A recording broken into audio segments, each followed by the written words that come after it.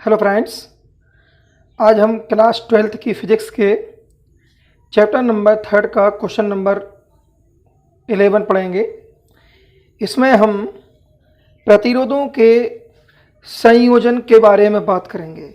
चूँकि प्रतिरोधों का जो संयोजन है वो दो प्रकार से होता है। पहला होता है श्रेणी क्रम में और दूसरा होता है समांतर क्रम में। अब चूँकि जो श्रेणी क्रम की बात हो रही है, एक क्वेश्चन पिछली बार नहीं आया था, जबकि 2019 और 20 दोनों में समांतर क्रम का क्वेश्चन आ चुका है। अब इस बार प्रतिरोधों के लिए श्रेणी क्रम में आना तय है, इसलिए मैंने इस पर 2021 वेरी मोस्ट रखा है। तो फ्रेंड्स, आगे हम बढ़ते हैं। श्रेणी संयोजन की अगर बात करें तो आप देख रहे हैं, इसे बोलते हैं अंग्रेजी में सीरीज कॉम्बिनेशन। चित्र में आप देख रहे हैं, हमने 3 प्रतिरोध लिए हैं, R1, R2, R3, और इनको हमने श्रेणी क्रम में एडजस्ट किया है। और इनको कैसे एडजस्ट किया है देख सकते हैं आप। यहाँ पर हमने बिंदु P पर वायर से आपका प्रतिरोध R1 कनेक्ट किया है और बिंदु Q पर प्रतिरोध R2 कनेक्ट किया है। इसी तरह से बिंदु R और S के बीच में प्रतिरोध R3 कनेक्ट किया है। और इस तरह से जो S का जो सिरा है उसे हमने बैटरी के ऋण सिरे से, और P का जो सिरा है उसके वायर को हमने बैटरी के प्लस सिरे से कनेक्ट किया है। और यहाँ हमने बैटरी को B से डिनोट किया है। आप देख रहे हैं कि पूरे परिपथ में धारा I बह रही है। देखिए, यहाँ से भी I स्टार्ट हुई और यहाँ से निकलकर यहाँ पे भी देखिए, यहाँ पर बिंदु P से धारा जब निगमित हुई R1 से निकल के यहाँ आई है। V2 से यहाँ V2 चूँकि R2 का विभवांतर है, उसके बाद में बात करेंगे। तो अभी Q की बात कर रहे हैं, तो Q से जो धारा निकलेगी वो भी यहाँ पर R2 से निकलने के बाद आई है। इस तरह से आप देख रहे हैं हर जगह धारा का मान I है। इस तरह से यहाँ पर आप स्पष्ट हो रहा है कि पूरे सर्किट में धारा का मान नहीं बदल रहा है।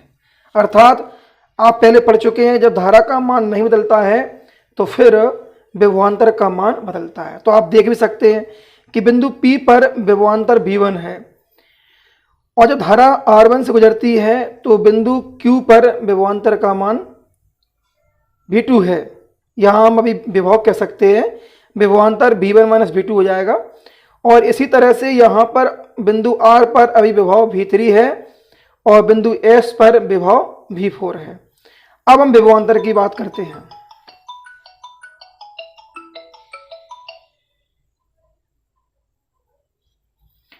अगर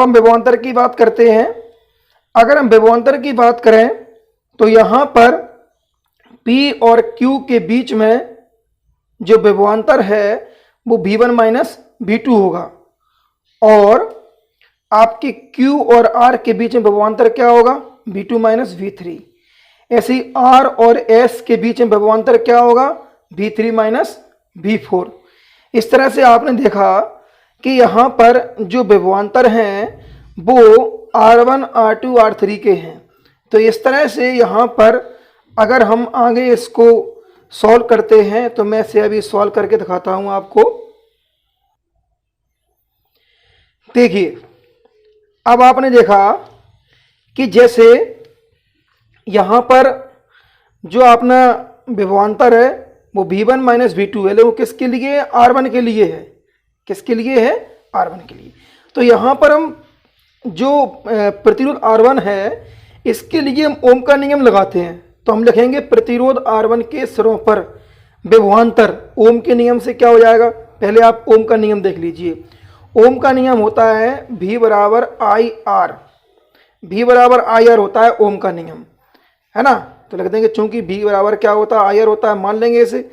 अब इसके बाद क्या हो जाएगा? आप देख सकते हैं कि यहाँ पर हम लिखेंगे R1 के सिरों पर विभवांतर V1 माइनस V2 बराबर क्या हो जाएगा? आई R1। ऐसे ही R2 के लिए क्या हो जाएगा? R2 सिरों पर क्या हो जाएगा? V2 minus V3।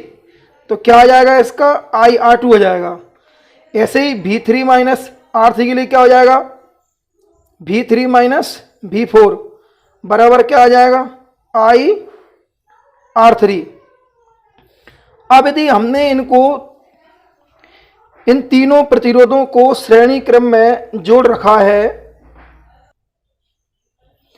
बिंदु P व S के बीच यदि हम प्रतिरोध ज्ञात करें तो उसके लिए हमको अभी विभवांतर ज्ञात करना होगा।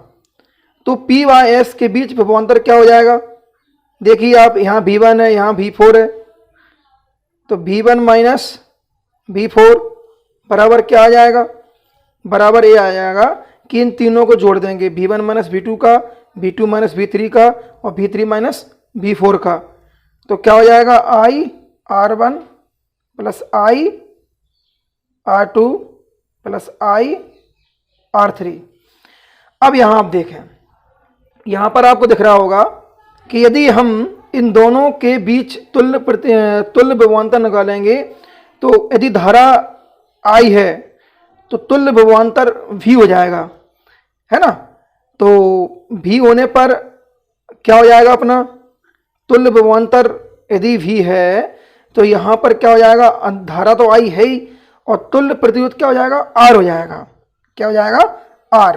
तो ऐसे ही जैसे यहाँ V1 माइनस V2 बराबर I R1 है, ऐसे ही V1 माइनस V4 बराबर क्या हो जाएगा, I R हो जाएगा, है ना। तो इस तरह से I R1 plus I R2 plus I R3। यहाँ पर अगर आपको लग रहा है कि मैं कुछ डायरेक्ट कर रहा हूँ तो इसका एक्सप्लेन नोट्स में दिया गया है स्पष्ट तरीके से, वहाँ पे भी आप थोड़ा और समझ सकते हैं। इसके बाद आप देखें कि यदि हम इसको आगे बढ़ाते हैं तो यहाँ पर कॉमन ले लेते हैं। तो कॉमन ले लिया हमने, I R1 बराबर यहाँ कॉमन क्या आ गया, I into R1 plus R2 plus R3। तो यहाँ I से I कट जाएगा और इस तरह से क्या आ जाएगा, R बराबर R1 plus R2 plus R3। इस तरह से आप देख सकते हैं कि इस परिपथ के लिए जो श्रेणी क्रम के लिए है उसके लिए व्यंजक आ चुका। अब यदि लगाए गए प्रतिरोध यदि n है, n संख्या में है प्रतिरोध, तो फिर क्या हो जाएगा, फिर हो जाएगा R बराबर R1 plus R2 plus R3 Rn। ये जो होता है सूत्र, आप देख सकते हैं, ना देख पाए हो दोबारा, थोड़ा कट गया था। R बराबर R1 plus R2 plus R3 और Rn। तो ये सूत्र होता है, ये व्यापक के लिए होता है। व्यापक माने बहुत सारे, व्यापक रूप में बहुत सारे जो n अपन ले लेते हैं प्रतिरोध, उस कंडीशन में ये सूत्र लगाते हैं। तो फ्रेंड्स, ये एक्सप्लेन जो मैंने किया है और ये निगमन किया है, इसको आप समझकर जो नोट्स मैंने प्रोवाइड किया है उसमें आप बड़ी आसानी से इसको समझ सकते हैं। आप देख सकते हैं, देखिए ये रहा आपका, ये रहा, और इसके बाद आपका ये रहा। ओके, देखिए दिख रहा है आपको। तो मैंने इसको निकाला है इस तरह से। ओके, ये सिस्टमेटिक किया है। तो फ्रेंड्स, आपको समझ में आ गया होगा। और इसके बाद हम समांतर क्रम के लिए निकालेंगे। वहाँ पर 1/r equal 1/r1 plus 1/r2 plus 1/r3 निकलेगा। Thank you very much.